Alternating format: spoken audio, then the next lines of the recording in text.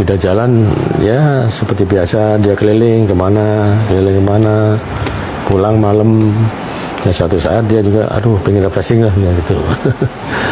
Ya udahlah, kebetulan saya punya klub, udah refreshing tempat saya aja lah, santai-santai ya itu. Sering kali di booking ini.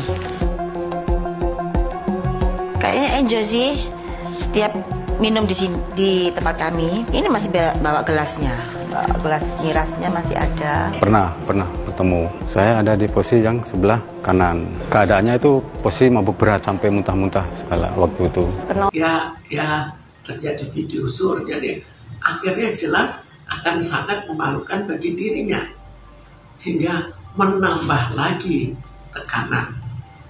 Jadi dengan penambahan tekanan mungkin saja nanti sampai depresi. Untuk semua pihak, saya dengan ini mengundurkan diri dan tidak akan membahas lagi masalah Agus.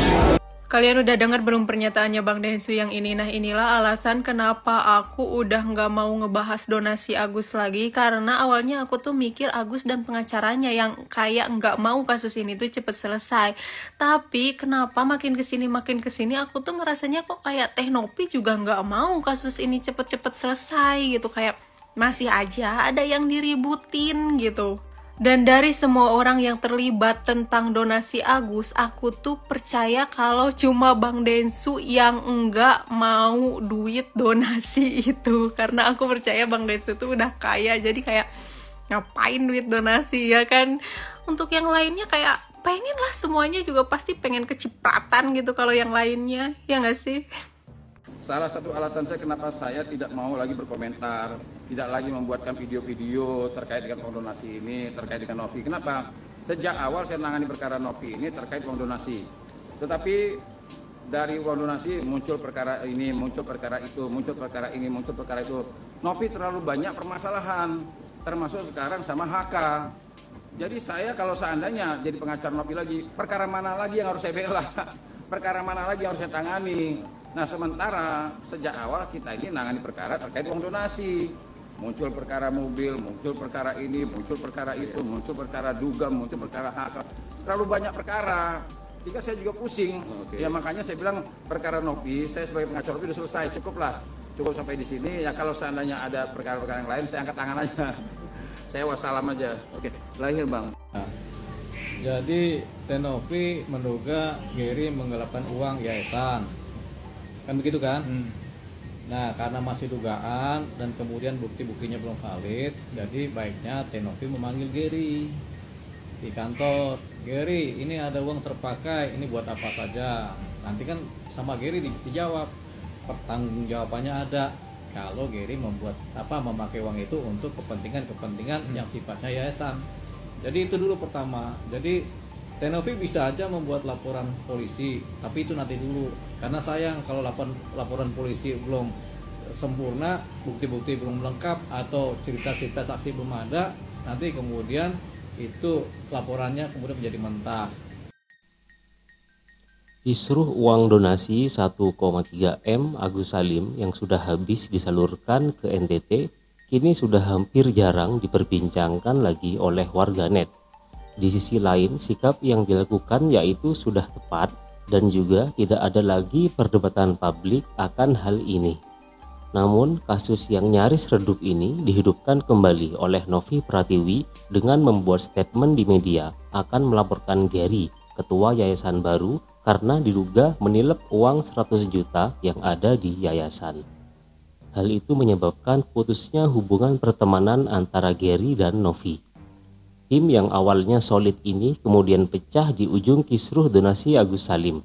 Netizen hari ini bertanya-tanya, siapa sebenarnya yang salah dan siapa sebetulnya yang benar. Keretakan tim yayasan Novi ini menjadi celah baru bagi musuh Novi untuk menyerang dan makin menjatuhkan nama baik Novi. Tak tanggung-tanggung, muncul sosok tua berinisial Bos HK yang dengan penuh kekecewaan kepada sikap Novi menyebarkan sikap dan aib Novi pada masa lalu di media sosial. Isu ini memanas dan membuat semua pihak jadi makin bertanya-tanya siapakah Novi sebenarnya ini. Lalu sekarang dibalik, Novi itu pansos, Novi itu jualan. Come on. Novi dikenal publik dalam kasus donasi dan sebelum pun pernah dikenal publik. Itu harus dicatat itu. Yang pansos itu adalah orang yang tiba-tiba muncul, bukan siapa-siapa dalam kasus donasi, ngoceh. Itu namanya bukan pansos lagi, kepo. Dr. Situmorang itu berkali-kali di dalam podcast, di dalam media menceritakan tentang kasus donasi. Siapa beliau? Jangan menuduh itu Novi pansos.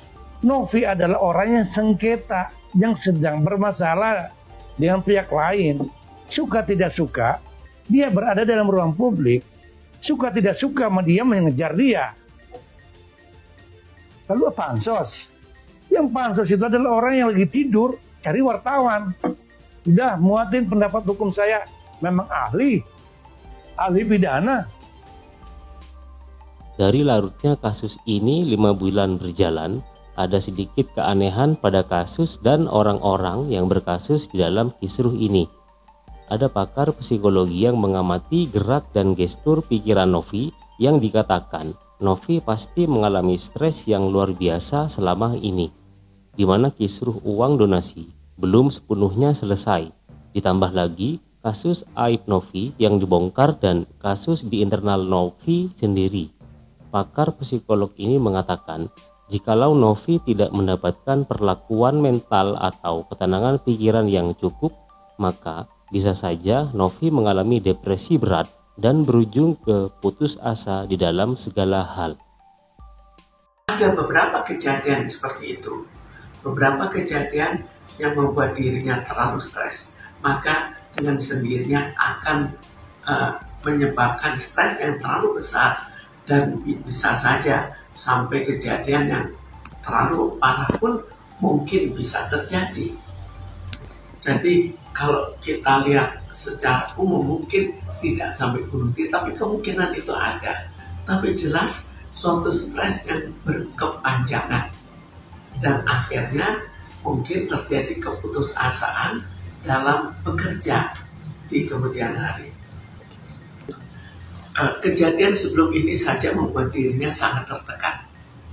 Kemudian dilanjutkan lagi dengan suatu keadaan di mana ya terjadi video sur, jadi akhirnya jelas akan sangat memalukan bagi dirinya, sehingga menambah lagi tekanan.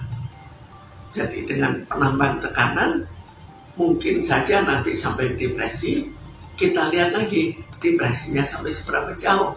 Apakah mungkin nanti sampai terlalu berat karena misalnya ada tekanan lain menjadi terlalu berat, dengan kemungkinan walaupun tidak besar tetap bisa saja sampai ingin bunuh diri.